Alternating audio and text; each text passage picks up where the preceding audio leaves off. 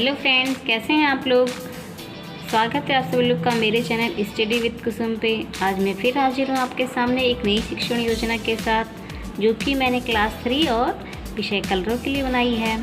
तो चलिए स्टार्ट करते हैं आज की शिक्षण योजना।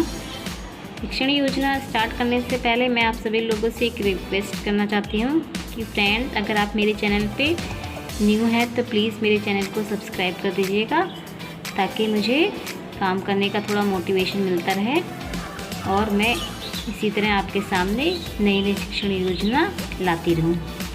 और अगर आप मेरे ऑलरेडी सब्सक्राइबर हैं तो प्लीज़ मेरे चैनल को लाइक और शेयर कर दीजिएगा इस वीडियो को। तो चलिए स्टार्ट करते हैं।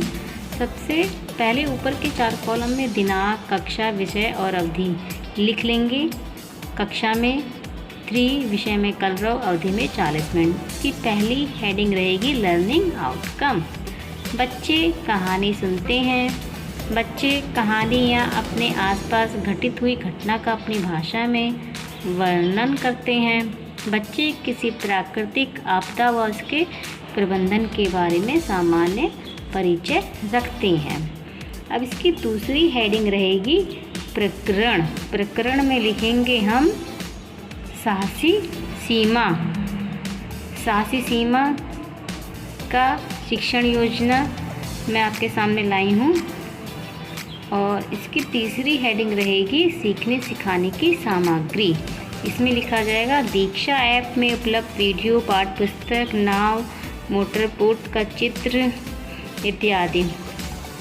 आप ये सब अपने हाथ के द्वारा भी कोई चित्र नाव या मोटर बोट का बना सकते हैं और बच्चों को दिखा सकते हैं।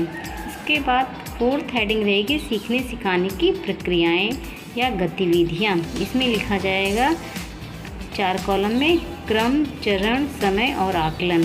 क्रम में का, चरण में शिक्षण के आरंभ में, समय में 5 मिनट, आकलन में प्रतिक्रिया व सहभागिता। शिक्षण के आरंभ में लिखेंगे शिक्षिका बच्चों से सर्वप्रथम निम्न प्रश्नों को करेगी। पहला प्रश्न, बच्चों आज का मौसम कैसा है? बारिश के मौसम में आप क्या करते हैं?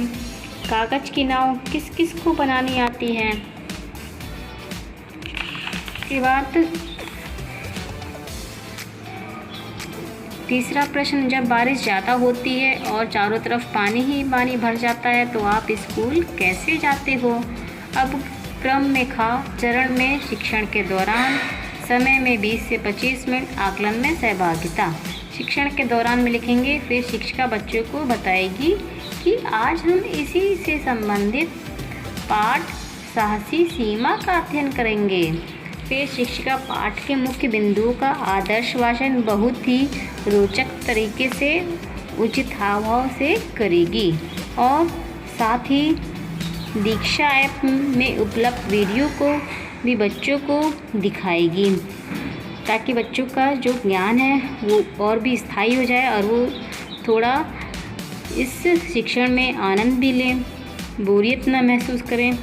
फिर साथ ही नाव व मोटर बोट से संबंधित YouTube में उपलब्ध वीडियो भी दिखाएगी कि बाढ़ या आपदा आने पर हमें क्या बचाव करना चाहिए, बाढ़ के कारण और नुकसान भी समझाएगी।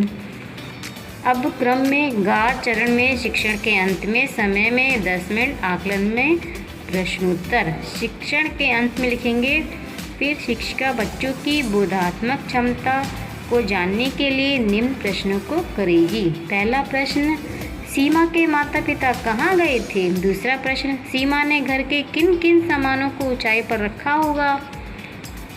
जब बाढ़ आई थी तो सीमा ने ऊंचाई पर कौन कौन सामान रखे थे? तीसरा प्रश्न, सीमा को अपने माता पिता से फ़ोन पर बात क्यों नहीं हो पाई? इसके बाद शिक्षिका बच्चों के प्रत्याशित उत्तर पर अपना फीडबैक देगी कि उनका उत्तर सही है कि गलत है। अगर किसी बच्चे ने उत्तर सही दिया है तो उसको शाबाशी देगी, अगर कुछ गलत है या कमी रह गई है तो उसको और अपने शब्दों में बताएगी बच्चों को। और साथ ही नाव या मोटर बोट का जो आपने बनाया है या फिर कहीं से चित्र लिया है तो उसको भी बच्चों को दिखाएंगे कि ये कैसे दिखते हैं।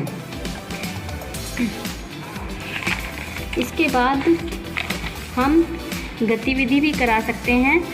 इसके अंतर्गत शिक्षिका ग्रुप बनाकर बाढ़ से बचाव और नुकसान के विषय में शिक्षिका चर्चा करेगी कि एक ग्रुप से कह सकती है कि तुम इस बाढ़ से बचाव के लिए क्या करोगे, और दूसरे ग्रुप से कह सकती है कि तुम अगर बाढ़ आ जाए तो उसके क्या क्या नुकसान होंगे ये बताओ।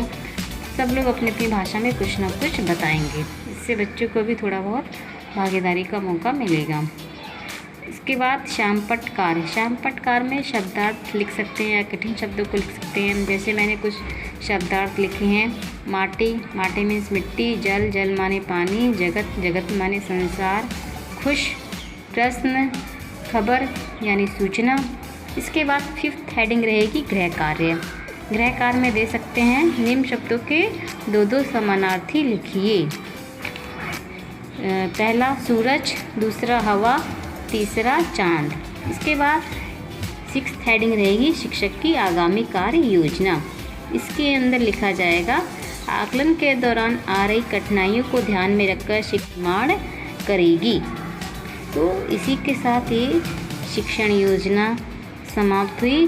फ्रेंड्स, आई थिंक आपको ये मेरी शिक्षण योजना की वीडियो पसंद ज़रूर आई होगी।